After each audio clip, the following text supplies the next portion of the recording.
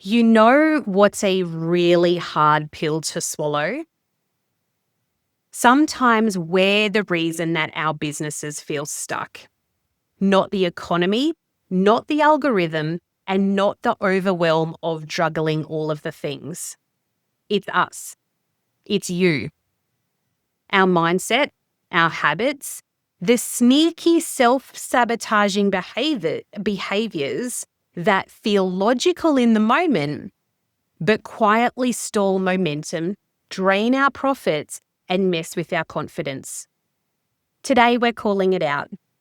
No shame, just real talk about 5 of the most common ways that women in business accidentally hold themselves back.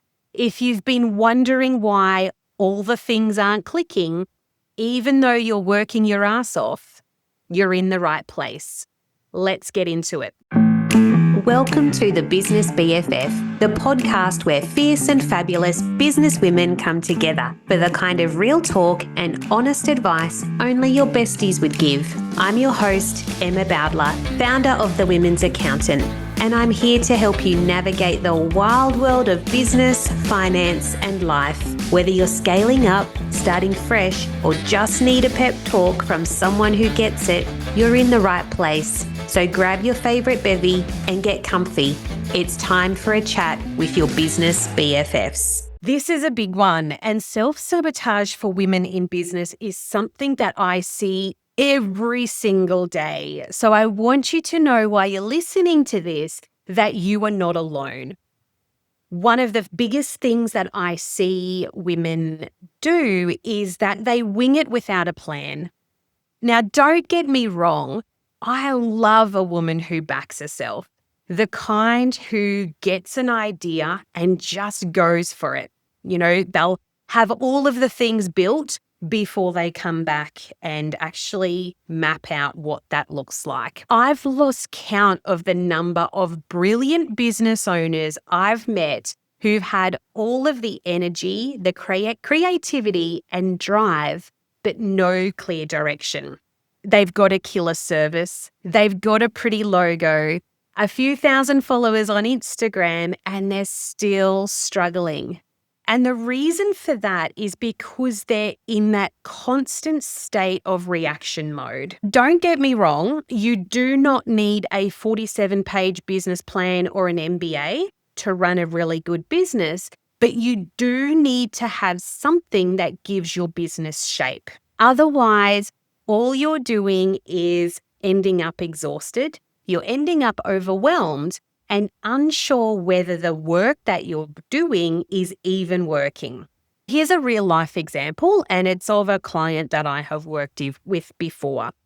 So we worked with a founder who had a really gorgeous brand. She had products flying off the shelf, and she was really getting some serious media attention. But under the hood or behind the curtains, what I know to be true, that there was no clarity of her numbers, no target audience strategy, no profit forecasting. And within 18 months, she was done. She was burnt out, she was broke, and she was brokenhearted. And that's a really tough thing to be able to do, is to create something that's really awesome, but then 18 months down the track is you just realize you've created something that you've hated. Now, what we need to do instead is I want you to get a blank piece of paper and I want you to get really honest with yourself. What are you actually selling? What does that look like? Who actually needs it? What's your point of difference? You know, why should that person or that customer choose you over your competitor? And the last thing I want you to think about there is, how will I measure whether it's working? Now, if you're stuck with some of those things, I would strongly encourage you to grab our Slay All Day workbook. It is available on our website. I'll link it in the show notes, but it's free and it absolutely works. The second thing that I see in terms of self-sabotage is women who let fear run the show. So let's talk about fear. This podcast is a perfect example of fear. I've been talking about this for 3 years and only just this year has it happened. When we talk about fear, We can talk about that fear of launching. We can talk about that fear of rejection, with that fear of pricing too high, or even worse, that fear of succeeding and then not being able to keep up. You might not even realize that fear is running the show for you because it often wears as a disguise. And some of those things that I see, even for myself, is like, oh, I'm just not ready, or I want it to be perfect before I share it. All of those things that we keep telling ourselves about why we're not doing things, when the reality of it is it's all around fear. But really, it is just fear whispering in your ear. Don't get too big. Don't take up too much space. What if they don't like it? What if it doesn't sell? Whatever that looks like. Now, I have worked with women and I've sat with women on absolute gold ideas that would absolutely shift their entire business. And they've stalled it for months. And it's not because they didn't believe in their offer, it's because they didn't believe in themselves. That's a really tough one. And it's something, as I said, that I have struggled with too. So here's some things that I want you to try instead. Write down every fear that is circling in your brain. Go deep and let it be messy. Things that you might want to have a think about is, what if I fail? What if people laugh at me? What if I make money and it all disappears? What if I go bankrupt? What if nobody buys my product? Whatever that looks like. I could keep going on with all of the questions of the what if, the negative what ifs. The second step to that is to flip it around. Instead of what if it fails, well, what if it works? What if I learn something even if it doesn't go to plan? What if you build something that the life, and it turns out to be the life and the business that you've always wanted? What I know to be true after such a long time in business is that fear will never go away. But what I also know to be true is that it should abso-freaking-lutely never be in the driver's seat. Sit with that one for a minute and see how that plays out for you. The third thing I see that women do to self-sabotage their business is they chase someone else's version of success.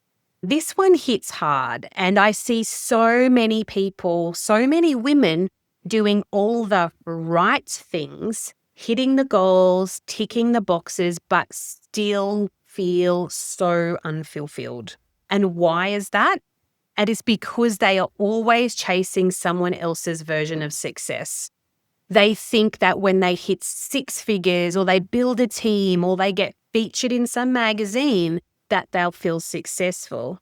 But unless you've actually defined what success looks like for you, it's like climbing a ladder and leaning against the wrong wall. And sadly, I see it all too often. You didn't quit your job to recreate the same stress and the same pressure and the same hollow metrics in your business. That's just not why you did this. Grab a cuppa, take 5 minutes, and I want you to really ask yourself, what does success look like for you on a Tuesday morning in your business? Okay. Why Tuesdays? Well, because for me, Tuesdays is the day that I play golf. So I do not measure my business success by the number of clients I've got or the revenue or what that looks like.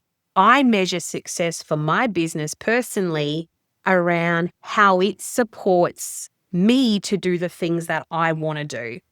And I want to play golf on a Tuesday morning. And I do. So maybe for you, it's paying yourself a consistent wage that covers life's curveballs. Maybe it's working school hours and switching off at 3 o'clock. Maybe it's being fully booked with clients who pay you on time and respect your boundaries. Or maybe it's taking a proper holiday without your laptop in tow. Whatever it is, write it down, make it measurable, and make it real. And then build the business, because no one else should be able to tell you what you want. That is completely up to you. And that is the best thing about business, is it's about you and what you want. The fourth thing that I see when women are self-sabotaging themselves is they think they need to do it all by themselves, and then they package it up with a little bow and call it independence. If you want it right, I'll just do it myself. Sound familiar? It does for me, and it hits home for a lot of us, especially those of us who are high achievers, who are the perfectionists, and are the women who have always been the ones that other people rely on. But let me say this. Doing everything yourself is not a personality trait. It's a fast track to burnout. Now, I have seen women doing everything from bookkeeping to client work to writing blog posts at midnight and wondering why they're feeling stuck. And to be completely honest, I have done that for myself for way too long. I am the perfect example of a overachieving perfectionist who sometimes feels like nobody else can do the job like I can. And, I guess it's something that I need to work on all the time. But here's the thing. When your to-do list is overflowing with $10 tasks, you don't have time for the $10,000 decisions. What we like to do is we like to start with the DAD rule. So D is for delegate, is to delegate the stuff that's draining you. A is to automate. Automate those things that you are doing more than once. And if you are in that automation space and don't really know what to do, I would strongly recommend that you follow or reach out to Kaya at kayawalling.com.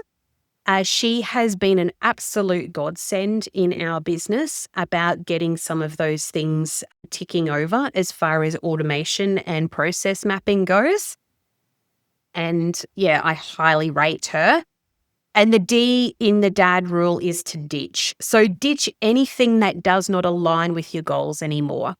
That could look like outsourcing the bookkeeping. It could be hiring a VA. It could be ditching the social media to somebody else to manage. It could be using a tool to schedule that content. It could be just to book a cleaner for your house so it gives you back your Sunday. Whatever that looks like for you, just make it happen. There's this one saying that we live by here at the Women's Accountant, and that is just because you can doesn't mean you should. Yeah, I can do all of the things, but should I? Absolutely not. The fifth thing that I see women do and how they self-sabotage, and it's something that I keep harping on about, is they avoid their numbers. So we'll finish with the classic. If you are avoiding your numbers, you are burying your head in the sand when it comes to your finances. And it is so darn common. And it's not because women aren't smart or they're not capable. It's because of the stories that we've been told. What I know is that money is complicated. It's not that we're not good at numbers. It's that we're told that we're not good at numbers, that it's better left to somebody else, whether that's your partner or your spouse or whatever that looks like. Women have been conditioned to believe that we overspend and we're not good with numbers. Now, that is absolute bullshit, and I'm going to call it for what it is. And what I see women doing is, because we're told that and we're conditioned with those things, is that we avoid it. We only open Xero when it's bust time. We cross our fingers and hope that we'll have enough money to pay bills, or we look away when the credit card statement lands, whatever that looks like for you. But here's the thing.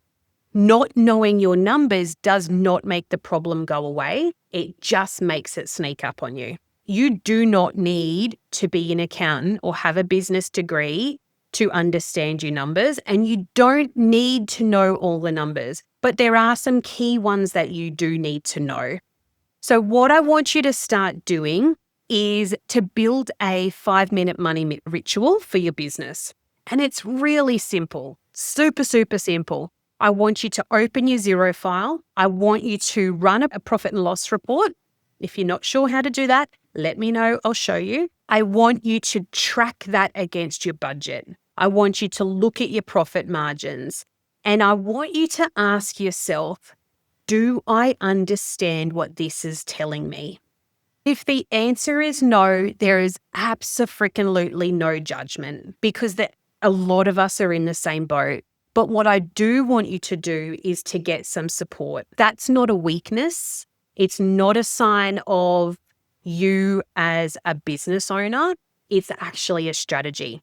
Please, 5 minutes, once a week, that's all I want you to do for now, and start to understand the numbers. What do they look like and how can I leverage those? So did any of those hit a little too close to home for you? What's our scores? 1, 2, maybe 5? And that's okay. It's not about shaming you. It's about spotting the patterns that are slowing you down and giving you the ability to choose a different way moving forward. Now, you do not need to fix everything overnight. You just need to take the next right step. And what is that next right step for you is going to be very different to that next right step for somebody else. Whether you need a business plan or a numbers deep dive or a really good, honest conversation about what is holding you back, we've got your back. Head over to thewomen'saccountant.com.au, download our Slay All Day workbook, or if you want me to take a look at those numbers for you, book a one-on-one strategy session. It's time to stop building businesses that drain us and start building businesses that work for us. Thanks for tuning in to the Business BFF. We hope you found this episode equal parts big hug and kick up the bum. All the things a bestie is good for. Remember, you've got this, and we've got your back like only a BFF can. If you've loved what you've heard, be sure to subscribe, leave a review, and share it with your fellow business besties. Don't forget to follow us on social media at The Women's Accountant for more tips, tricks, and behind-the-scenes fun. Until next time, keep being fierce and oh so fabulous. If this episode has you feeling a little bit uncomfortable, let us know by sending us a DM over on Instagram at The Women's Accountant, or book a one-on-one strategy session with us. Until next time, we're always here as your business BFFs.